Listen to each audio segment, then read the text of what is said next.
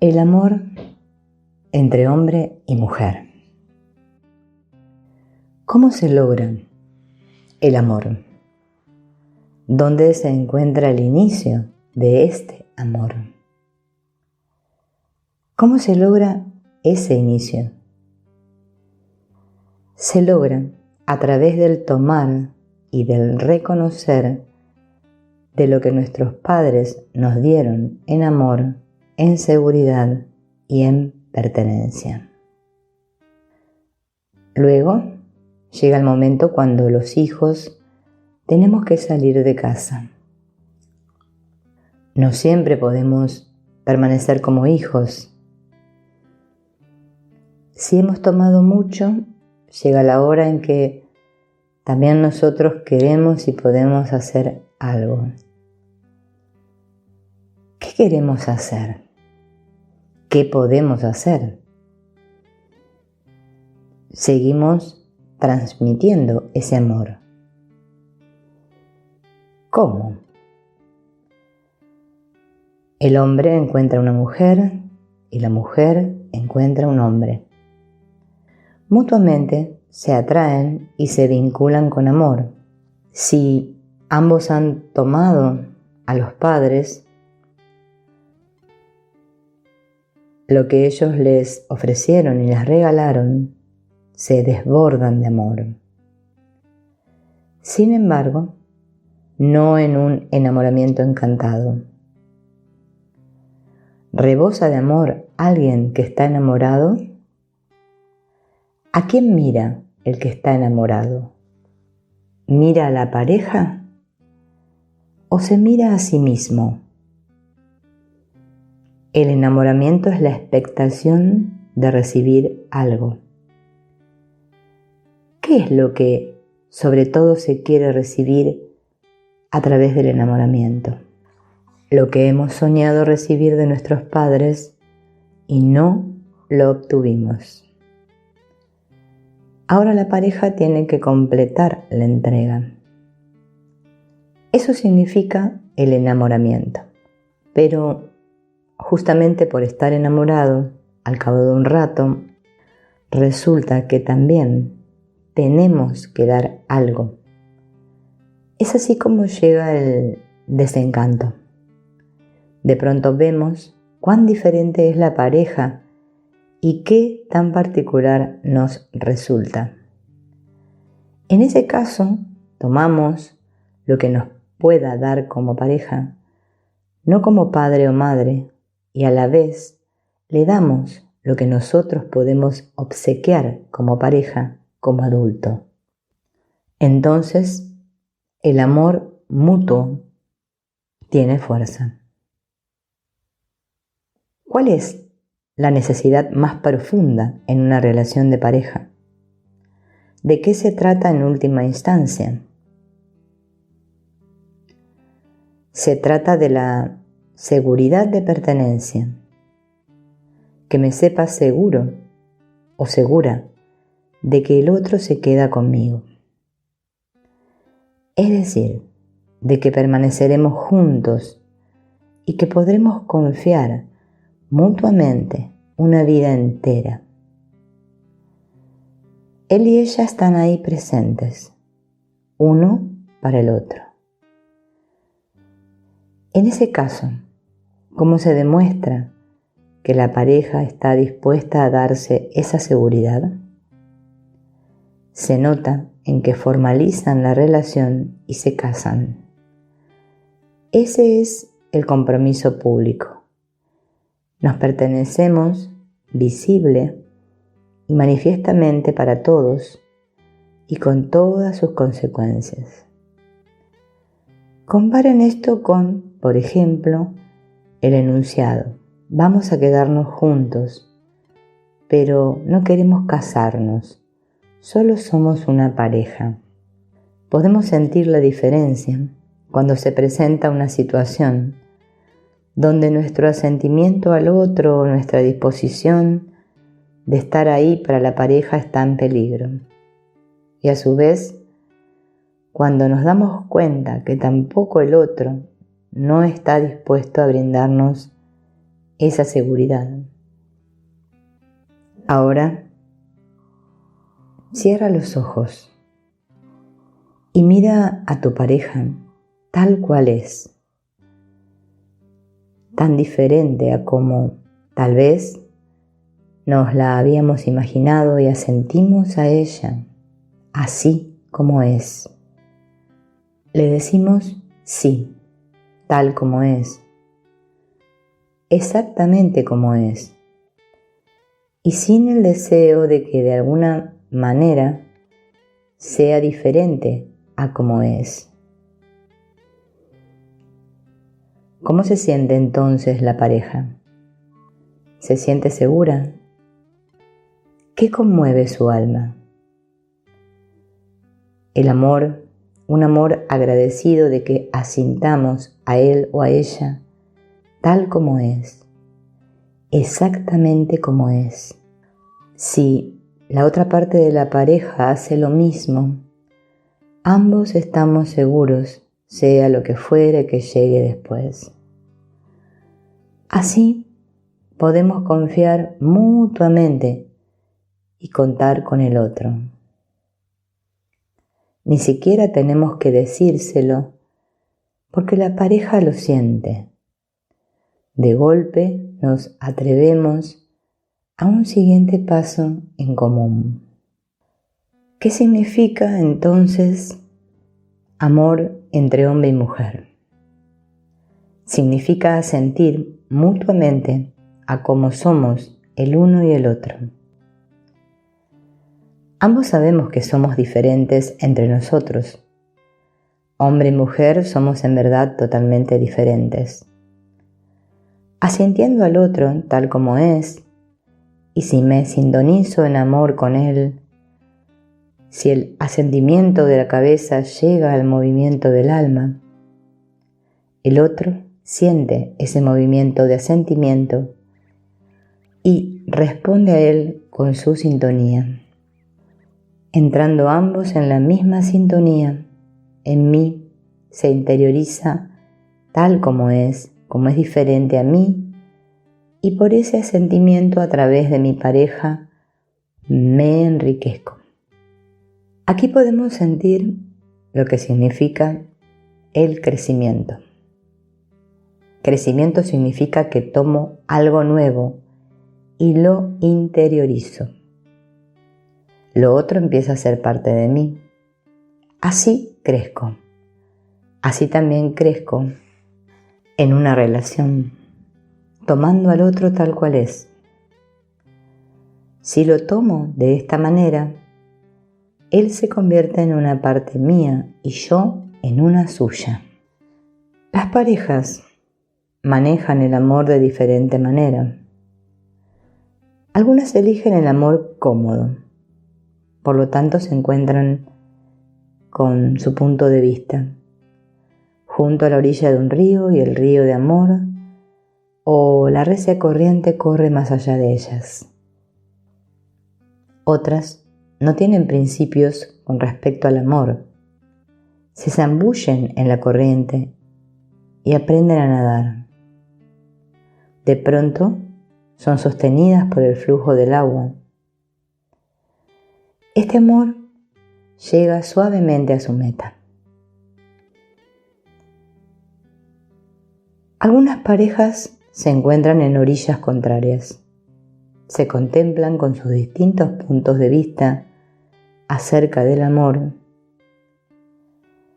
y solo pueden encontrarse si ambos saltan al río. Entonces se pueden sostener mutuamente y la corriente los lleva consigo, tanto más seguros. Estas son solamente imágenes. El verdadero amor va más allá de las mismas. ¿Cuándo y dónde nos experimentamos como más vivos? En la pareja, cuando juntos, hombre y mujer, se hacen uno en cada nivel. Ese también es el caso cuando transmiten la vida. El hecho fundamental en el cual la vida se completa y al mismo tiempo inicia desde el principio, es la consumación sexual. Esta es la realización de la vida y la realización del amor. Por ende, todo lo que antecede y lo que continúa a una relación de pareja gira alrededor de este centro. Por supuesto, sé que esta referencia a veces desaparece del enfoque. La consumación sexual es excluida y abortada, porque otras cosas se encuentran en primer plano.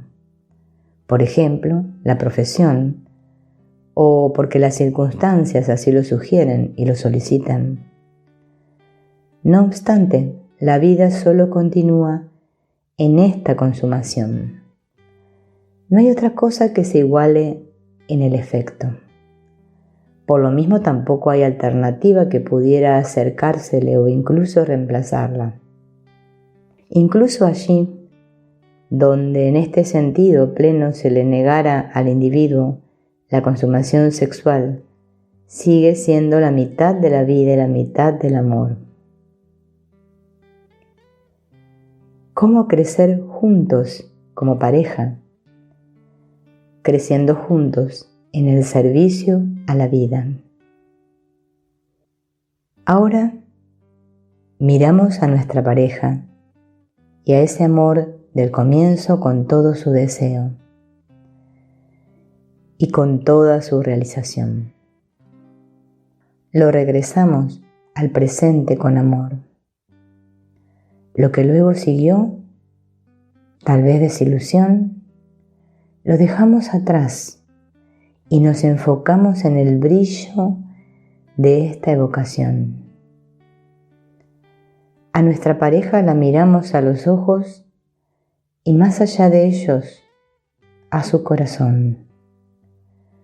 Allí encontramos la calma del amor satisfecho, y permitimos que el sol de entonces vuelva a iluminar nuestro amor. Hay un ejercicio útil para las parejas. Hombre y mujer se colocan frente a frente. Luego colocamos detrás del hombre a su padre y detrás de la mujer a su madre. Después ubicamos detrás del padre a sus abuelos y detrás de la madre a sus abuelas. Y nuevamente detrás a los bisabuelos y a las bisabuelas. Y percibimos cuál es ahora la energía. La relación de pareja es la continuación de un gran movimiento. El hombre se halla en un gran movimiento y a su vez la mujer también. El hombre es sostenido por sus ancestros y la mujer es sostenida por los suyos. Ambos perciben la fuerza de la vida que a través de los ancestros fluye hacia ellos. A continuación, miran a los propios hijos que vienen. Ahora tienen fuerza. Luego, todo toma su curso normal. Por regla general, una pareja se junta porque los dos se aman. Pero no solo se da por este motivo. Por supuesto que también se aman. Sin embargo, al mismo tiempo, están enlazados en los destinos de sus familias. La familia detrás de ellos busca una solución a un problema con ayuda de la familia de la pareja. En el fondo, la unión no es solamente la del hombre y mujer, sino la del sistema del hombre con el sistema de la mujer. A menudo el hombre busca una mujer que le ayude a él y a su familia a solucionar algo de la familia. Esto a veces toma formas extrañas. Había un hombre en Suiza cuyo hermano pequeño había muerto de inanición, pues durante la guerra no había suficiente alimento. Este hombre creía que también él tenía que morir de hambre, que la inanición era su destino. ¿Qué hizo entonces? Se casó con una mujer que era anoréxica. Ella debía morir de hambre por él. O alguien que supone que tiene que morir se casa con una pareja que es suicida. Entonces espera que en su lugar la pareja se quite la vida. Hay casos muy particulares de vinculación de destinos. En Alemania, el padre de una mujer fue jefe de distrito, es decir, un funcionario nazi de alto rango. ¿Qué hizo ella? Se casó con un judío. Con ello compensó algo. Buscó que en su familia se vuelva a reencontrar con lo que antes había estado separado. La hija de un comandante de un campo de concentración se convirtió al judaísmo y le dio a su hijo un nombre judío. Es decir, muchos eventos de la familia de origen tienen su efecto en una relación de pareja. No siempre se desarrolla de forma tan dramática como en estos ejemplos. Sin embargo, las parejas crecen con sus destinos y con los destinos de sus familias. El hombre crece con el destino de la mujer. La mujer crece con el destino del hombre. Forman una comunidad de destinos y crecen juntos con sus destinos. Vamos a cerrar los ojos y primero, solo, nos vamos a mirar a nosotros mismos. ¿Qué tanto peso tenemos así, solos? ¿Cuánto futuro? ¿Cuánto amor sostenemos? Ahora comenzamos a crecer con nuestros ancestros.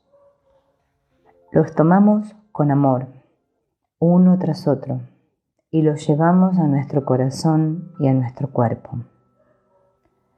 Iniciamos con nuestra madre. La tomamos así como es. Junto con la madre y la abuela de ella y muchas más generaciones todavía. Contemplamos a las muchas madres detrás de la nuestra y a los respectivos padres. Todos dieron lo último al servicio de la vida. En nosotros, su servicio continúa llegando al último eslabón de una larga cadena. Esperamos hasta que podamos percibir a todos como presentes y eficazmente vigentes. A continuación, tomamos con amor a nuestro Padre y lo llevamos a nuestro corazón y a nuestro cuerpo, junto con su padre y su madre y sus padres y madres, remontándonos hacia atrás. Una cadena interminable, todos al servicio de la vida, hasta llegar ahora a nosotros. Esperamos hasta que a todos los podamos percibir como presentes y eficazmente vigentes. ¡Qué peso! ¡Qué fuerza! ¡Qué amor! Seguidamente, contemplamos a nuestra pareja y a su madre y a las muchas madres y padres detrás de ella. Junto con nuestra pareja los tomamos a todos y los llevamos a nuestro corazón y a nuestro amor. Si los percibimos presentes en nuestra pareja, miramos a su padre y a los muchos padres y madres detrás de él. Junto con nuestra pareja, los tomamos y los llevamos a nuestro corazón. Experimentamos la grandeza que tiene nuestra pareja junto con ellos y su fuerza y su amplitud. Por último, miramos a nuestros hijos. ¿Son solo nuestros hijos? ¿Cuántos de nuestros ancestros de ambos lados han resucitado nuevamente en ellos? ¿Han resucitado de manera exigente? ¿Han resucitado servicialmente? ¿Han resucitado poderosamente? ¿Han resucitado amorosamente en ellos y nosotros como padres a su lado? Existen situaciones en las cuales una pareja carga conjuntamente un destino. Por ejemplo, si un cónyuge enferma, el otro lo conlleva hasta determinado grado. Solamente hasta determinado grado. En un destino autoinfligido, tal vez lo carga solo el que lo ha causado. En ese caso, recobra su dignidad y su fuerza, y el otro puede respetarlo. Hay destinos en los que el cónyuge no debe esperar que el otro lo cargue junto con él. Por ejemplo, si al comienzo de un matrimonio resulta que el otro no puede engendrar hijos, en ese caso el cónyuge que quiere hijos no necesita cargar el destino del otro. Es decir, el cónyuge que no puede tener hijos no puede pedir del otro que se quede con él. Lo libera. Se separan entonces con dignidad. Eso es lo apropiado. También hay enfermedades respecto a las cuales no se debe esperar del otro que comparta las consecuencias. Hay un ejemplo. El marido de una mujer tuvo un accidente con un caballo. Sufrió una severa lesión cerebral y desde entonces perdió la capacidad de reaccionar. La pareja tenía 3 hijos. Le dije a la mujer que se dirigiera al marido y le dijera: te dejo con tu destino y busco a otro hombre. No obstante, permanezco unida a ti con amor. Si bien el marido apenas era capaz de reaccionar, lo entendió y estuvo aliviado. Por lo tanto, hay situaciones donde una separación es razonable.